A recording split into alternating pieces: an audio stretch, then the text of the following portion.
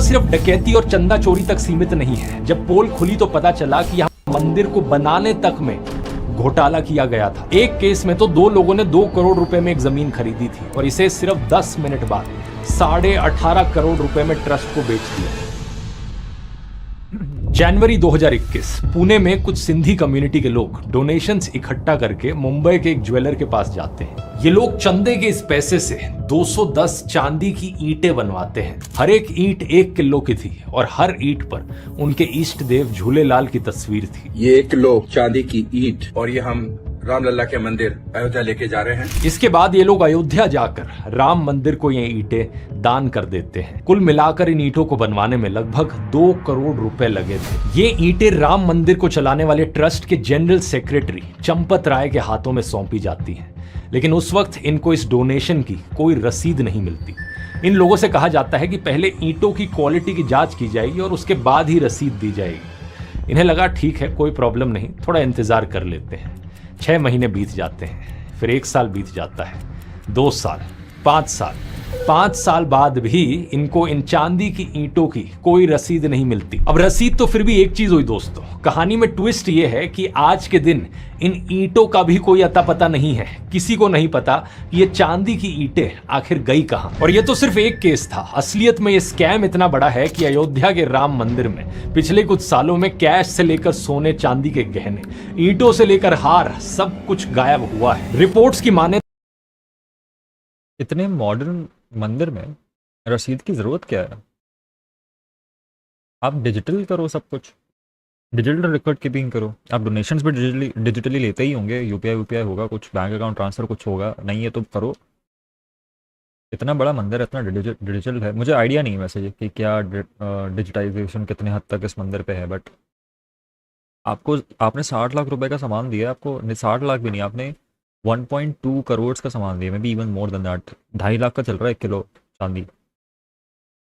तो लाइक आपको रसीद के ऊपर क्यों टिकना पड़ रहा है? तो यहाँ पर 200 करोड़ रुपए से लेकर हजारों करोड़ रुपए की डोनेशंस गायब हो गई हैं। आइए समझते हैं आज के इस वीडियो में कैसे भगवान राम के नाम पर लोगों की आस्था के साथ खिलवाड़ किया गया और जनता को ही लूट लिया गया। वीडियो शुरू करने से पहले बताना चाहूंगा दोस्तों, इस महीने 26 जुलाई को AI कोड में मिल जाएगा। और आप में से जो एडवांस्ड लोग हैं उनके लिए एडवांस्ड AI बूट कैंप कल होने जा रहा है, उसका भी लिंक नीचे डिस्क्रिप्शन में मिल जाएगा। नमस्कार दोस्तों, इस पूरे मामले को समझने से पहले हमें जानना होगा कि जब भी कोई राम मंदिर में डोनेशन करता है तो वो डोनेशन एक्चुअली में जाती कहां पर है। आमतौर पर जब लोग पैसे को मंदिर में चढ़ाते हैं तो कैश को डोनेशन बॉक्स में डाला जाता है। पूरे मंदिर में जगह जगह पर ऐसे 35 डोनेशन बॉक्सेस लगे। यार वैसे एक चीज बताओ, I genuinely want to know, मैं दिमाग में ये पहले कभी आया नहीं, ये जो बड़ी बड़ी चर्चेज होती हैं दुनिया में, उनमें डोनेशन लेते हैं क्या ऐसे, जैसे हिंदुइज्म में अपन लेते हैं? मैंने देखा नहीं है मस्जिद में या गुरुद्वारे में या चर्च में डोनेशन बॉक्सेस बड़े बड़े। ये सिर्फ हमारे धर्म में होता है, और कौन से धर्म में होता है ये? लेते हैं। अबे इंडियन चर्च की बात नहीं कर रहा मैं मेरे भाई, इंडियन चर्च की बात नहीं कर रहा मैं। इंडिया में तो हर जगह ले लेंगे डोनेशन, मैं इन जनरल पूछ रहा हूँ दुनिया में। कोई जानकार आदमी है थियोलॉजी का तो मुझे ज़रा बताओ कि ये जो कल्चर है ये सिर्फ अपने यहाँ क्या है, अपने यहाँ क्या है कि बाहर भी होता है? और बाहर का मतलब पाकिस्तान नहीं होता। वेटिकन सिटी में डोनेशन लेते हैं लगे हुए हैं। जब ये डोनेशन बॉक्सेस भर जाए, ऐसे डोनेशन की बात नहीं कर रहा मैं जहाँ पे तुम कुछ लेके जा रहे हो और बोल रहे हो कि this is a gift from our side. बड़े बड़े डब्बे लगे पड़े हैं जो तुम्हारे मुंह के सामने। मंदिरों में मैंने पता है क्या नोटिस करा है, जहाँ पे भगवान की मूर्ति लगी होती है ना, वहीं पे उनके मुंह के सामने डब्बा लगा देते हैं ये पुजारी लोग। और मुझे ऐसा लगता है कि ये लीगल होना चाहिए। तुम किसी भी मंदिर चले जाओ जहां भगवान है, उसके मुंह के सामने डब्बा, ठीक है? तो मुझे लगता है ये लीगल होना चाहिए, क्योंकि ये ना इमोशनली एक इमोशनल ब्लैकमेल जैसी चीज़ है। क्योंकि आप जब लाइन में लगे होते हो, आपको दिख रहा होता है कुछ लोग पैसा डाल रहे होते हैं, फिर आपको लगता है कि आप कुछ गलत कर रहे हो पैसा ना डाल के। ये एक तरीके से इमोशनल ब्लैकमेल है और एक तरीके से आपको प्रेशर बनाया जा रहा है आप पे पैसा देने का। और ये भगवान के सामने पैसा लेने की कौन सी बात है भाई? भगवान के सामने क्या पैसा ले रहे हो तुम? अगर तुम्हें डोनेशन लेना ही है तो कहीं जैसे बाकी चीज़ों की अलग अलग जगह हैं मंदिर में, वैसे कोई और जगह पर बनाओ। लेते हैं और बाहर ये चर्च में भी रेडी देखा नहीं मैंने कभी यार। जाते हैं तो इनका पैसा लोहे के बक्सों में डाला जाता है और इन बक्सों पर ताला लगाकर इन्हें कार्ट्स में भरकर 200 मीटर दूर पिलग्रिम फैसिलिटेशन सेंटर पर लाया जाता है। इसी सेंटर की बेसमेंट में एक काउंटिंग रूम है जहां पर इन पैसों को वापस निकालकर इनकी काउंटिंग करी जाती है। यहां पर नोट्स, सिक्के और ज्वेलरी को अलग किया जाता है और गिनती होने के बाद पैसों को बैंक के बक्सों में डाल दिया जाता है सील करके। इन बक्सों को हर सुबह reportedly state bank of India के एक अकाउंट में जमा करने भेज दिया जाता है और ये जो पूरा काउंटिंग का प्रोसेस है ये 2 शिफ्ट्स में होता है। हर शिफ्ट में लगभग 20 गिनने वाले कर्मचारी होते हैं और रोज का चढ़ावा लगभग 8 से 13 लाख रुपए होता है। जाहिर सी बात है नंबर बहुत ज्यादा वेरी कर सकता है। अच्छा मुझे एक चीज़ बताओ, देश के जो बड़े बड़े मंदिर हैं, जितने भी बड़े बड़े मंदिर हैं, क्या ऐसा लॉ नहीं आ सकता कि आप, क्योंकि ये गवर्नमेंट ने बनाया मंदिर है ना, मतलब गवर्नमेंट ने बनाया नहीं है बट एक तरीके से उनका बहुत योगदान है, क्या ऐसा नहीं किया जा सकता कि आप उनके पिछले 10 साल का डेटा देखो, उनके डोनेशन का डेटा, और फिगर आउट करो कि इनके 10 साल की मेंटेनेंस कॉस्ट कितनी है, इनकी यूटिलिटी बिल्स निकलवाओ, क्योंकि ये सारे के सारे मंदिर एक किसी इंसान के तो प्राइवेट प्रॉपर्टी है नहीं, हर चीज़ का डॉक्यूमेंटेशन होता है। आप यूटिलिटी बिल्स निकलवाओ कि कितना मेंटेनेंस का पैसा लगता है, कितना इसको अपग्रेडेशन का पैसा लगता है, कितना पैसा एक मंदिर को सर्वाइव करने के लिए लगता है, कितना आपका ये पुजारी लोग का कितना सैलरी वैलरी जो भी है, और आप उसका 1.5x डोनेशन लेने की इजाज़त दो, उसके ऊपर आप सारा टैक्स कर लो। ठीक है, सिंपल सा फंडा है। 1.5x आप डोनेशन ले सकते हो, उसके ऊपर आप सारा पैसा रख लो गवर्नमेंट। ठीक है, देखो कितने कम लोग डोनेशन करना चालू करते हैं फिर। ठीक है, इससे क्या होगा ना, इससे ये होगा कि एक तो मंदिर का पैसा मंदिर को मिल जाएगा, ठीक है, और एक्सेस पैसा, जो कि मेरे को कभी पॉइंट समझ में नहीं आता एक्सेस पैसा का। बहुत सारे ऐसे मंदिर है जिनकी नेटवर्थ जो है वो हज़ारों करोड़ों में है। शिरडी वालों पे देख लो, इधर उधर देख लो, इनके पास इतना पैसा है जो एक अच्छे खासे शहर को डेवलप कर सकता है, मतलब एक गांव को, शहर को तो नहीं, एक गांव को डेवलप कर सकता है। एक मंदिर के दम पे तुम एक पूरे गांव को डेवलप कर सकते हो अगर चाहो तो, लेकिन वो पैसा पड़ा हुआ है धन के नाम पे। तो 1.5x आप जितना भी आपका एक्सपेंडिचर होता है उसका, उसके ऊपर भी 50% आप अपने पास रखो और बाकी आप लगा दो सही जगह पे। तो उससे क्या होगा ना, ये लोग अंधा डोनेशन भी नहीं करेंगे। जो ये करते हैं ना, बहुत सारे लोग इसको ब्लैक टू वाइट करने की कोशिश करते हैं, ये सब करते हैं, ये सब बंद हो जाएगा क्योंकि उनको पता है वो पैसा यूटिलिटी में जाएगा। अभी क्या होता है, बहुत सारा स्कैम इसलिए होता है क्योंकि इनको पता है ये पैसा स्टैगनेंट हो जाएगा, पैसा रखे रहेगा एक तरीके से, समझ रहे हो। तो बहुत सारे लोग बहुत अतरंग मतरंग करके क्या करते हैं कि पैसा डोनेट करते हैं मंदिर को, लेकिन फिर उसको साइफन कर लेते हैं कुछ ना कुछ बैक चैनल के थ्रू। ठीक है, तो आप इससे बच सकते हो अगर आपकी गवर्नमेंट अकाउंटेबिलिटी हो जाएगी, भाई ये पैसा उठा के लगाना है, डेवलपमेंट स्कीम्स में लगाना है या फिर इधर उधर लगाना है। ठीक है, और जो ये पैसा आप लगाओगे ना जहाँ पे, मेरे ख्याल से उसको और ट्रांसपेरेंट बनाने के लिए आप जैसे ही पैसा जहाँ पे लगा रहे हो, आपको वो स्कीम की एक ब्रांच बना देनी है। जैसे मान लो आप केंद्रीय विद्यालय बनाते हो गवर्नमेंट के पैसे से, है ना, सेंट्रल गवर्नमेंट के पैसे से, अगर आप किसी मंदिर के पैसे से एक स्कूल बना रहे हो या हॉस्पिटल बना रहे हो, तो उस मंदिर या फिर वो एक एक स्कीम ही बना दो ना, नई मंदिर वाले पैसे की, डोनेशन वाले पैसे की, आप उस, और वो स्कूल का नाम डिफरेंट होगा फिर, ताकि आप आइडेंटिफाई कर सकते हो कि अच्छा ये मंदिर के थ्रू आया है, ये रोड मंदिर के थ्रू बनी है, ये जो चौराहा है ये मंदिर के थ्रू बना है, ये स्टैचू मंदिर के थ्रू बना है, so that's a way to sort of show कि पैसा किधर जा रहा है, ब्रिज बन रहा है, कुछ बन रहा है, तो उससे ना ज़्यादा अच्छी अकाउंटेबिलिटी आएगी। कुछ कुछ दिन तो 50 से 60 भाई आउटरीच जो है ऐसा कोई लॉ बना, तो अभी भाई आउटरीच तो हर चीज़ पे होनी है। कल कोई लोग ये बोलते हैं ना कि जो कल को गवर्नमेंट ये लॉ पास कर दे कि भाई सड़क पे थूकने वाले को 10 साल की जेल, उस पर भी आउटरीच ही आएगा। आउटरीच तो हर जगह आएगा, बट इसका ये मतलब थोड़ी ना है कि तुम अगर तुम्हें ऐसा लगता है कि कुछ कोई ऐसे आइडियाज़ हैं जो चीज़ें बेटर बना सकती हो, तुम वो सोचना बंद कर दो। ऐसा थोड़ी ना होता है, क्योंकि गवर्नमेंट कभी ना कभी चेंज होगी। लाख तक की डोनेशन भी आती है और इस पूरे प्रोसेस के दौरान यहाँ पर निगरानी करने के लिए कर्मचारी मौजूद रहते हैं और हर समय सीसीटीवी से नजर रखी जाती है। अब आते हैं बैंक पर। यह सारा पैसा जाता है श्री राम जन्मभूमि तीर्थ क्षेत्र के बैंक अकाउंट के अंदर, जिसे राम मंदिर के निर्माण और मैनेजमेंट के लिए फरवरी 2020 में मोदी सरकार ने बनाया था। एक स्वायत्त ट्रस्ट श्री राम जन्मभूमि तीर्थ क्षेत्र। इस ट्रस्ट में कुल 15 मेंबर्स हैं, जिनमें से 6 रिलीजियस फिगर्स हैं और बाकी लोगों में से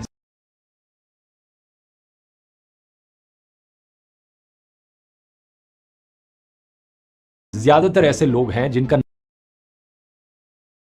नरेंद्र मोदी और बीजेपी आरएसएस से सीधा कनेक्शन है। उदाहरण के तौर पे नरेंद्र मोदी के प्रिंसिपल सेक्रेटरी रहे नृपेंद्र मिश्रा इस मंदिर निर्माण समिति के अध्यक्ष हैं। ऐसे ही इस ट्रस्ट का पूरा स्ट्रक्चर अभी के chief election commissioner Gyanesh Kumar ने तैयार किया था। इसके अलावा आरएसएस से जुड़े रहे अनिल मिश्रा और कृष्णा मोहन को भी ट्रस्ट का मेंबर बनाया गया था। ये सब मैं आपको इसलिए बता रहा हूं ताकि आप समझ सको कि ये कोई इंडिपेंडेंट ट्रस्ट नहीं है। यहां पर सरकार की डायरेक्ट इन्वॉल्वमेंट है और सरकार से जुड़े लोग ही इस मंदिर को चला रहे हैं। इस ट्रस्ट के सबसे पावरफुल इंसान थे चंपत राय, जो एक समय पर आरएसएस के साथ थे और विश्व हिंदू परिषद के वाइस प्रेसिडेंट भी हैं। इन्हें इस ट्रस्ट का जनरल सेक्रेटरी बनाया गया था।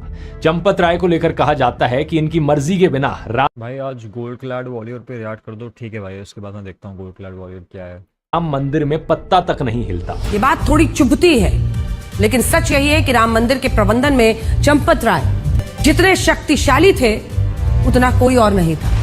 यानी कि ट्रस्ट में कहने को 15 लोग थे, लेकिन सारा काम चंपत राय ही देखते थे। अब एक बार जब ट्रस्ट बन गया था तो उसके बाद चंपत राय ने मंदिर में अपने खास लोगों को जिम्मेदारी देनी शुरू की थी। इनमें से एक था राम शंकर यादव उर्फ टिन्नू यादव। देखिए यहाँ पर क्या लिखा है। ये चंपत राय के खास लोगों में शामिल था और कभी उनका पर्सनल ड्राइवर रहा था। चंपत राय के कहने पर टिन्नू ही राम मंदिर की कई व्यवस्थाएं देखता था और कोई भी टिन्नू के काम में कोई दखल नहीं देता था। इसके साथ ही टिन्नू ने अपने भतीजे मनीष यादव को भी अपने साथ काम पर लगा लिया। इसके अलावा डोनेशंस गिनने के लिए एक प्राइवेट एजेंसी के लोग भी हायर किए गए थे और यहीं से शुरू होता है दोस्तों चंदा चोरी का असली खेल। जिस audio blur, what the fuck, no way. कमरे में डोनेशंस की काउंटिंग की जाती थी वहां 3 तरह के लोग होते थे। पहले प्राइवेट एजेंसी के लोग जिन्हें नोट गिनने के लिए रखा गया था। दूसरे ट्रस्ट के कर्मचारी जो नोट गिनने वाले लोगों पर नजर रखते थे और तीसरे स्टेट बैंक ऑफ इंडिया और ऑडिट टीम के मेंबर्स। तो यहाँ पर मल्टीपल लोग थे वेरीफाई करने के लिए, एक दूसरे पर नजर रखने के लिए। लेकिन एलिजिडली हुआ क्या कि इन्हीं सब लोगों ने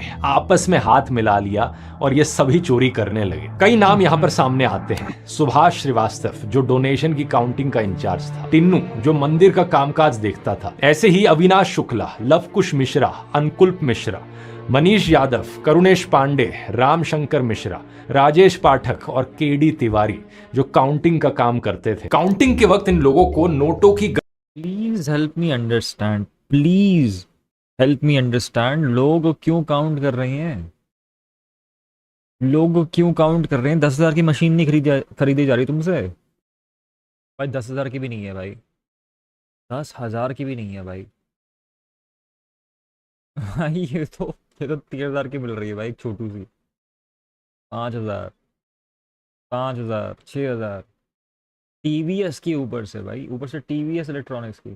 अबे सिक्के भी तो होते हैं। अबे तो सिक्के की भी काउंटिंग मशीन होती है मेरे भाई, सॉर्टिंग मशीन होती है सिक्कों की। और वो तो और इजी होती है क्योंकि सिक्के मेटल के होते हैं।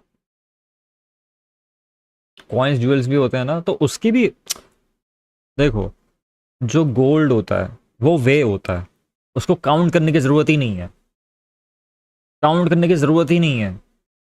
और जो भी अगर एक कॉइन है, डजेंट मैटर वो भाई, सोने का कॉइन वे के उस कितना वे करता है उससे उसकी वैल्यू डिराइव होती है।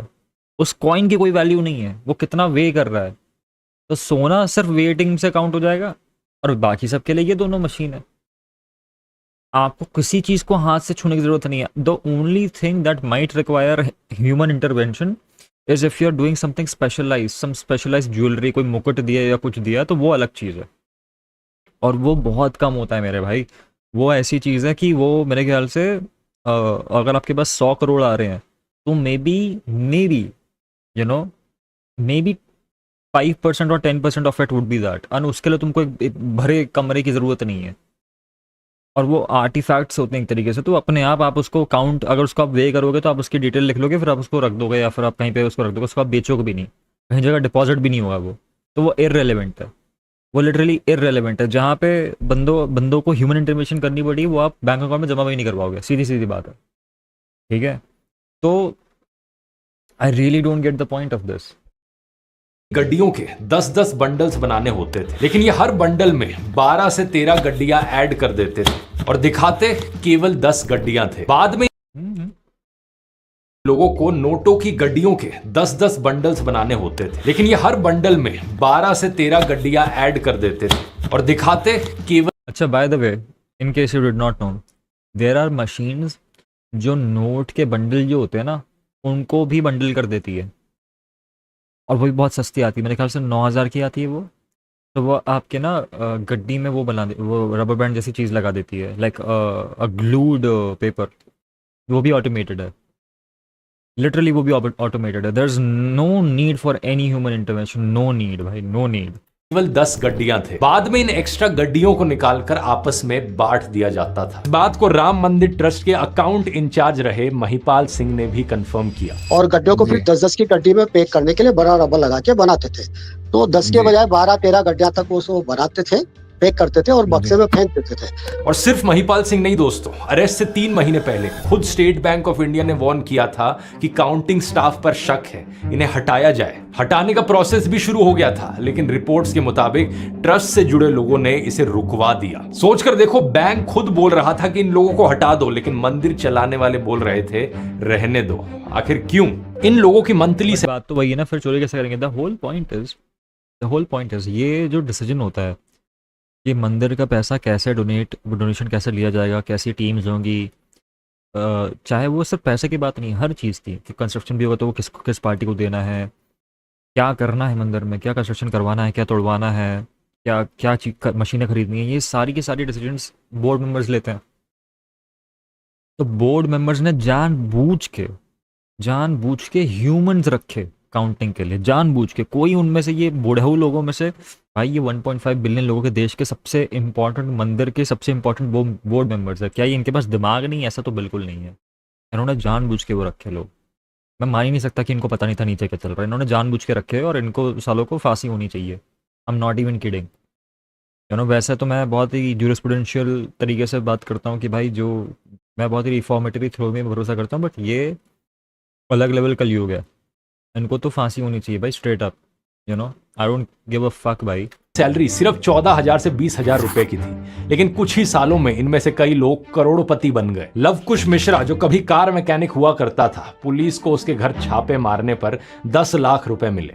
केडी तिवारी ने 5 करोड़ रुपए से ज्यादा की संपत्ति बना ली थी। अनुकल्प मिश्रा 65 लाख रुपए का एक घर और एक फार्म हाउस खरीद लिया। और इन सब के ऊपर टिन्नू यादव ने तो करीब 50 करोड़ रुपए की संपत्ति बना ली थी। अब सवाल ये उठता है कि जब ये लोग चंदा चोरी कर रहे थे, तब राम मंदिर को चलाने वाले ट्रस्ट के लोग क्या कर रहे थे? महिपाल सिंह के मुताबिक उन्होंने 2021-22 में ही डोनेशन चोरी की बात चंपत राय को बता दी थी। लेकिन मुझे जब पता लगा कि इस तरह से पैसा ज्यादा जा रहा है, तब मैंने ये बात चंपत राय जी को और गोपाल जी भाई साहब को बताई। लेकिन जानते हो क्या हुआ? उल्टा महिपाल सिंह को ही अपने काम से हटा दिया गया, और इसके अलावा 7-8 महीने की सीसीटीवी फुटेज को भी डिलीट कर दिया गया। उसके बाद मेरे से वो सारी गणना प्रक्रिया है, उससे मुझे आउट कर दिया गया। मेरी जगह दूसरे आदमी को बुलाया गया, और उस दूसरे आदमी को लाने से पहले सीसीटीवी फुटेज जो है 7-8 महीने की। अब महिपाल सिंह जी के घर के सामने महीने में महीने के बोल रहा, दिन में 2 बार कचरा बीनने वाले लोग आएंगे, और अचानक से रात को भिखारी आने लगेंगे। बूढ़ी अम्मा को भूख लग रही होगी, वो दरवाजे पे नॉक करेंगी रैंडमली ये सब होने लगेगा उनके साथ। वो सारी डिलीट की गई। बहुत से लोकल लोगों का कहना है कि वो पहले से ही स्कैम के बारे में जानते थे। कई सालों से वो स्कैम होते हुए देख रहे थे, लेकिन पब्लिक के सामने ये स्कैम तब आया जब 7 जून को समाजवादी पार्टी के चीफ अखिलेश यादव ने ट्वीट करके ये मुद्दा उठाया। हालांकि इस ट्वीट के बाद भी चंपत राय ने कहा कि You were saying याकूब मेनन को नहीं मिलनी चाहिए फांसी। I was right. I still believe that. तुम पढ़ो उसके बारे में, फिर बताना मुझे। डोनेशन के ऑडिट में कोई गड़बड़ी नहीं मिली है। कोई भी उल्लेखनीय बात किसी के भी ध्यान में अभी तक नहीं आई है। लेकिन अगले कुछ दिनों में कई सारी ऐसी कहानियां बाहर आने लगी, जहां पर लोगों ने कहा कि हमने सोने चांदी के हार डोनेट किए हैं, हमने अपने गहने मंदिर में चंदे के तौर पर दिए हैं, और हमें कोई रसीद नहीं दी गई। शिवसेना के संजय राउत ने भी आरोप लगाया कि उनकी पार्टी ने भी 1 करोड़ रुपए और लगभग 25 किलो की चांदी की ईंटें दान करी थी, लेकिन उनको भी रसीद नहीं मिली। इसी तरह मुंबई के बड़े कारोबारी अनिल विश्वकर्मा ने चांदी का 3 किलो का हार और 1 किलो की चरण पादुका दान की थी। टिन्नू यादव ने इन्हें भी अपने पास रखा। यार कितनी इंटरेस्टिंग बात है कि लोग इंस्टीट्यूशनली दान कर रहे हैं। सोच के देखो, इंस्टीट्यूशन को दान करने की क्या जरूरत है? सोच के देखो, एक पॉलिटिकल पार्टी को दान करने की क्या जरूरत है? दान क्या होता है? अपनी श्रद्धा के अनुसार, एक इंडिविजुअल बिलीफ के अनुसार आप जाके अपना कुछ दे रहे हो।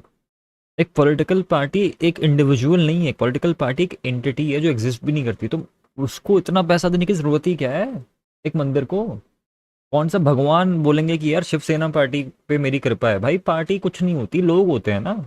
अपनी अपनी जो घर में तुम्हारा चांदी वांदी रखा है वो जाके दे के आओ। एक एक पॉलिटिकल पार्टी क्यों डोनेशन कर रही है भाई? ये तो बड़ी अजीब चीजें हो रही हैं। रख लिया था और इनकी भी और रसीद ये मत बोलियो कि भाई क्योंकि लोग उसमें लोगों की आस्था है। भाई लोगों की आस्था तो अपना डोनेट करे ना, किसने रोका है? किसने रोका है? तुम अपना जाकर डोनेशन करो, तुम्हें जितना करना है। तो तुम्हें अगर करना भी डोनेशन है कि मेरी पार्टी पे वो कृपा बने, तो भाई तुम जाके जब डोनेशन करो अपनी प्रेयर करो, बोला मेरी पार्टी पे कृपा बना दो। भगवान कौन सा तुम्हारी पार्टी पे तभी कृपा बनेंगे जब पार्टी के थ्रू डोनेशन मंगाऊंगा, बैंक अकाउंट से डोनेशन जाएगा। कैसी कैसी चीजें करते हैं भाई। नहीं दी गई थी। चंदा चोरी तो एक चीज हुई, लेकिन राम मंदिर में खुलेआम डकैती भी हो रही है सालों से। लगभग 2 साल पहले की एक खबर देखो, भगवान राम और उनके तीनों भाइयों के सोने के मुकुट गायब हो गए। गाजियाबाद के एक व्यक्ति ने अपनी मां के गहने बेचकर दान किए थे, और जब जांच पड़ताल हुई तो बाद में ये ट्रस्ट के एक अधिकारी की अलमारी के अंदर मिले। इसके अलावा डोनेशन बॉक्स में भी लोग सोने चांदी के गहने डालकर जाते थे, लेकिन गिनती केवल कैश की होती थी और इन गहनों का ना के बराबर रिकॉर्ड रखा जाता था। महिपाल सिंह के मुताबिक टिन्नू यादव ये गहने सीधे चंपत राय के पास लेकर जाता था। यहाँ पर सबसे शॉकिंग बात यह है दोस्तों कि ट्रस्ट बनने के कुछ ही महीनों बाद नवंबर 2020 में एक प्राइवेट ऑडिट कंपनी ने अपनी रिपोर्ट में पहले ही कह दिया था कि राम मंदिर में डोनेशंस का कोई सिस्टमैटिक रिकॉर्ड नहीं है। और 3,500 करोड़ रुपए आ रहे हैं इनके पास इन कैश। 3,500 रुपए, 3,500 करोड़ इन कैश, एंड इनके पास कुछ भी ऑटोमेटेड नहीं है, कुछ भी। 10,000 रुपए की मशीन आती है, 3,000 की भी आती है, इनके पास कुछ भी ऑटोमेटेड नहीं है। ये तो बना ही पैसा खाने के लिए। This is like how retarded do you have to be as an Indian Hindu to not see कि this is literally made for corruption. ये लिटरली करप्शन के तुम सोच लो, मैंने कल को एक ट्रस्ट पे के नाम से तुमसे 100 करोड़ रुपए लिए और एक अस्पताल खोल दिया, और उस अस्पताल में एक मशीन नहीं है और एक डॉक्टर नहीं है। Would you think that is made for human good? Would you think that is made for health care? एक मशीन ही नहीं है, इलेक्ट्रिसिटी ही नहीं है अस्पताल में। ये लोग अस्पताल में बिजली ही नहीं आती, जाओ जाओ इलाज करवाओ, टाँके लगा रही है नर्स, बस हो गया। एक नर्स बैठा दी, वो टाँके लगा रही है तुमको बस। नर्स तो पता नहीं नर्स लगाती है टाँके की, कोई और लगाता, जो भी है। तो भाई ऑब्वियस सी बात है ना भाई, अगर कोई सिस्टम ऐसे बिल्ड हुआ है तो वो बनना ही करप्शन के लिए। This is so obvious. Management highly unprofessional है। इस रिपोर्ट में वही सारी चीजें लिखी थी जो बाद में जाकर घोटाले का कारण बनी, लेकिन 6 साल बाद भी ऑडिट कंपनी की रिकमेंडेशंस को इंप्लीमेंट नहीं किया गया। और यह मुद्दा सिर्फ डकैती और चंदा चोरी तक सीमित नहीं है। जब पोल खुली तो पता चला कि यहां मंदिर को बनाने तक में घोटाला किया गया था। यह देखिए, आरोप लगा है कि मंदिर के कंस्ट्रक्शन मटेरियल में 40% कमीशन लिया जाता था। इसमें नाम आया मंदिर निर्माण के प्रभारी गोपाल राव के भतीजे सोमेश आनंद का। दैनिक भास्कर की रिपोर्ट के मुताबिक सोमेश की अनुमति के बिना मंदिर के निर्माण में लगे किसी ठेकेदार को पेमेंट नहीं होती थी। इसके अलावा यहां पर लैंड डील्स में भी एक बहुत बड़ा स्कैम किया गया है। जब मंदिर बनाया जा रहा था तब कुछ लोगों ने सस्ते में जमीनें खरीदी और इन्हें बहुत ज्यादा कीमत पर ट्रस्ट को बेच दिया। दैनिक भास्कर की रिपोर्ट के मुताबिक ट्रस्ट ने 17 गुना ज्यादा कीमत तक पर जमीनें खरीदी हैं। एक केस में तो 2 लोगों ने 2 करोड़ रुपए में एक जमीन खरीदी थी और इसे सिर्फ 10 मिनट बाद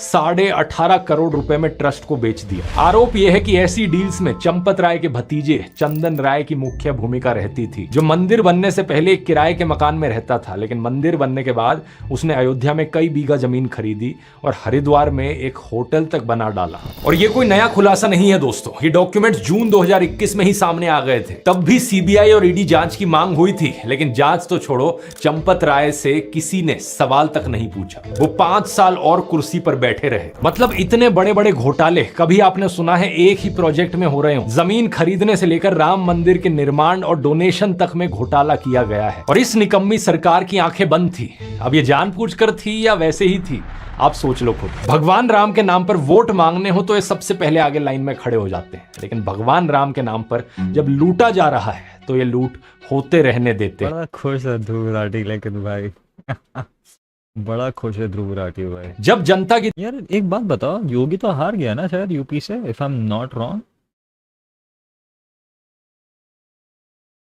I'm not wrong, BJP UP में हारी थी ना? कब की बात है ये?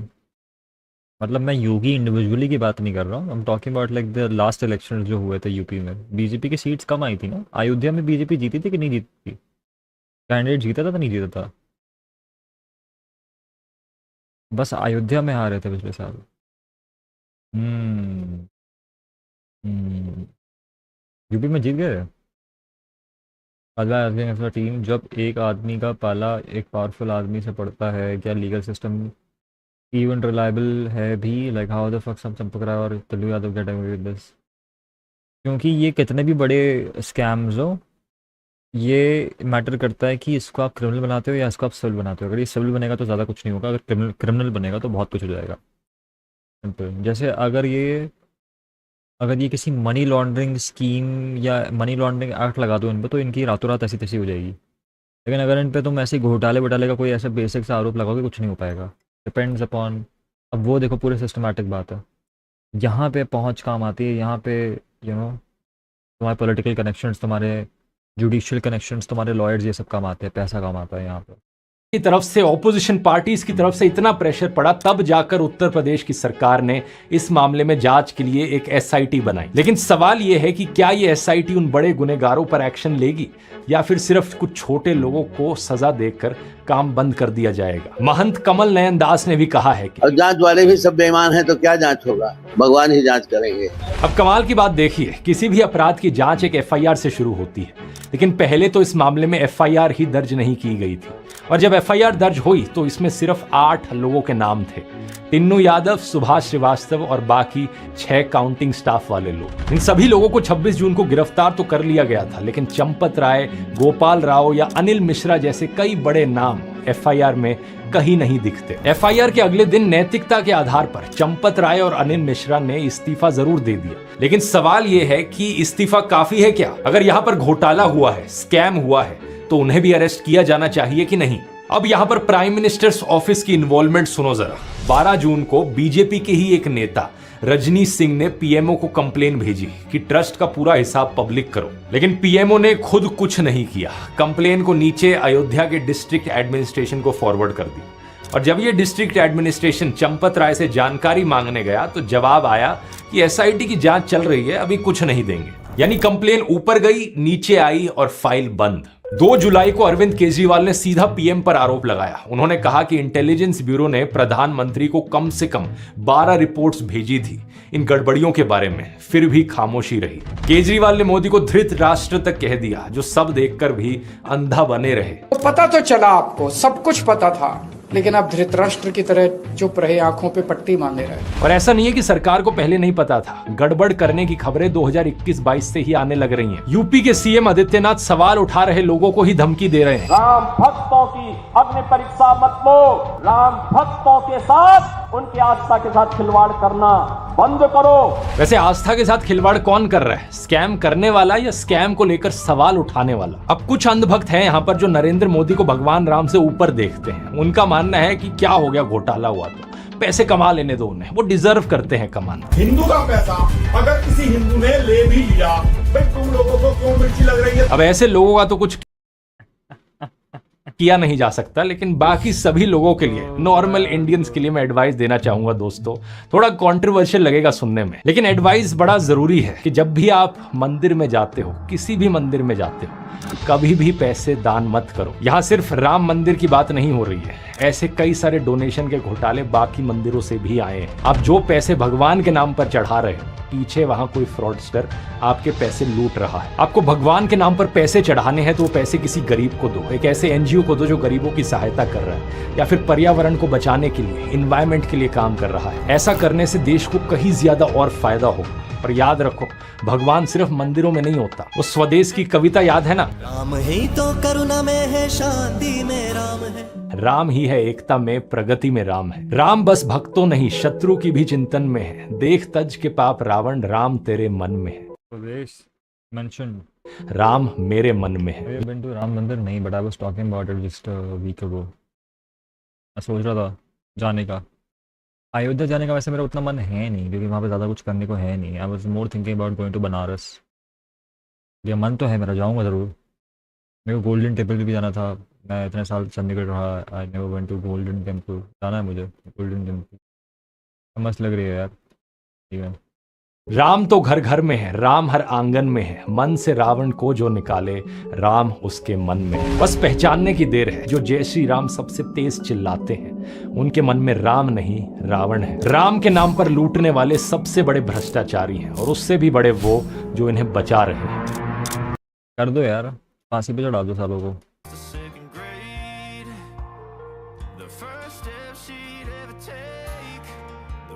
cut from a heartbreak.